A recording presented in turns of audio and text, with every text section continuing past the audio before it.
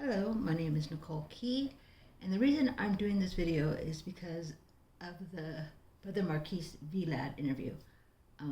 I was Brother Marquis's manager, and the reason of that interview was to highlight the current dealings that the group is involved in right now, which is going after their music rights after 35 years.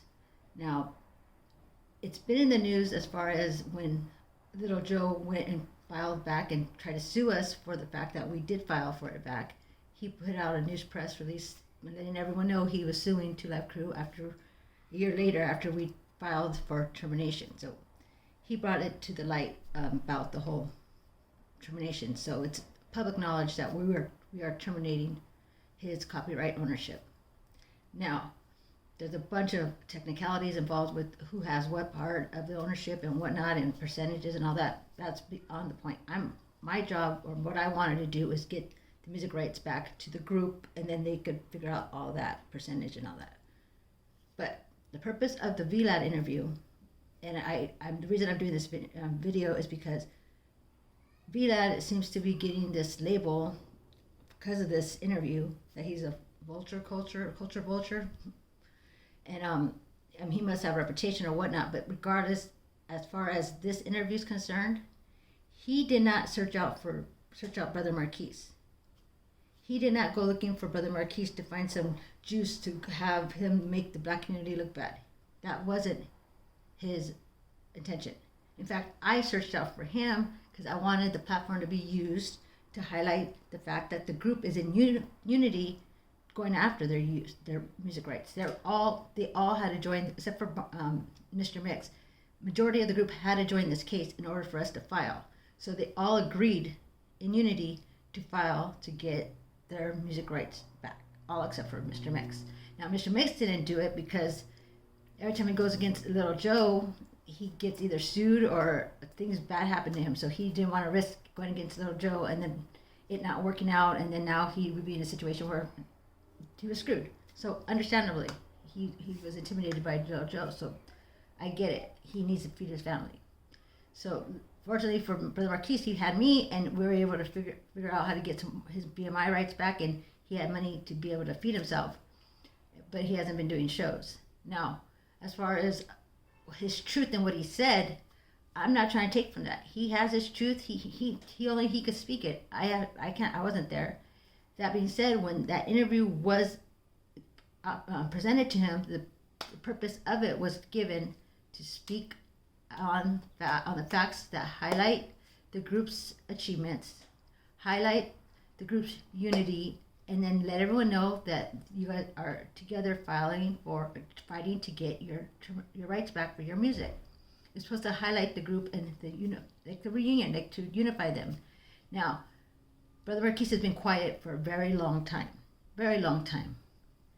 And so I understand where he's coming from. So he has spoken to very few platforms. And I'm not saying that he was wrong for talking his truth. He had every right to do it. It was the timing and how he did it that was not appropriate. Now, he has his reasons though. I mean, this group has been through a lot. And everyone wants to paint someone as the bad guy in this. And honestly, there's no bad guy. What it is bad business dealings. Now, to put it really short and summarize it so people can kind of get the gist of it, what happened was Uncle Luke had a label. He created the label so he could sell an album for Two Live Crew because no one else wanted to sell it due to the content. So under this label, they were able to sell this album for Two Live Crew. He ended up becoming a big label, had other artists underneath him, so he had other rights underneath his label. Now the group thought they were signing into a record contract with the Luke, but really it was a distribution deal with Luke. So he was in fact going to have ownership of it, their copyrights, and then he was working with the label. When they found that out, they got upset. The group broke up. During the same time, Little Joe, his in-house lawyer, which he hired, saw the treasure or the fortune he could take from Luke. So he ended up pushing him into bankruptcy legally. I mean, He pushed him into bankruptcy, not legally, it's unethically, but legally, he pushed him into bankruptcy. Was able to take Uncle Luke's rights from his label and take ownership of all his artists' copyrights. The JT Money, Two Live Crew, a bunch of artists. And he did so and took it for $800,000. So to me, that's like he pretty much stole it because he pretty much knew what he was doing. He did some shady business. Now, most people, like majority of people in this world, would do that. I mean, he did it. Who's to say he regrets it? I don't know, but he did do that, and now he has ownership. He sold the publishing to BMG. Now he has the masters. So now we're going after all of them to go get the rights back for the artists, which we're most likely going to get. That being said, was Luke wrong for the way he handled the group and paid them out? My opinion, yes. But does that make him a bad person and take away from all he accomplished with the group? No. He is part of the reason why they were as well known. He is very vocal, very flamboyant, very loud. So he made noise. So he was the great marketing executive he is. Brilliant marketing executive. He knows how to grab people's attention. He's great at that. He knows how to make people relevant. Amazing at that. That's his skill. That's what he brought to the group. Now, Chris Wong, the one that passed away, he was the creator and made the group founder with Mr. Mix when they were in the military. He did some grassroots marketing with this first album. The reason why Uncle Luke was able to locate him, because of the grassroots marketing that Chris Wong did himself as the founder, and he was very proud and hardworking about that. I mean, about the first album. He's the reason why Uncle Luke even acknowledged them at all. So because of his hard work in creating the group with Mr. Mix, he was able to bring the fame to the group, as well as writing the songs with my brother Marquis. Now, Mr. Mix was the producer, the one that made all the sound tracks, the beats and whatnot. That was like 50% of all the tracks, right? He's a brilliant at that. That's what he brought to that. He's not well known about it, but he should be. He was a brilliant producer, still is. But he brought that to the group. They each brought their own theme. Brother Marquis, he wrote all their hit songs. Majority of their hit songs. So he's a brilliant lyricist that brought all that to without those songs, without him being the lyricist that he is, all those catchy rhymes would not be in your head right now. That people sing probably every day. That's his brilliance that he brought to it. So we got the founder, and we got the producer, and then we got the lyricist, and then we got the marketing, and the one that brings attention to the group.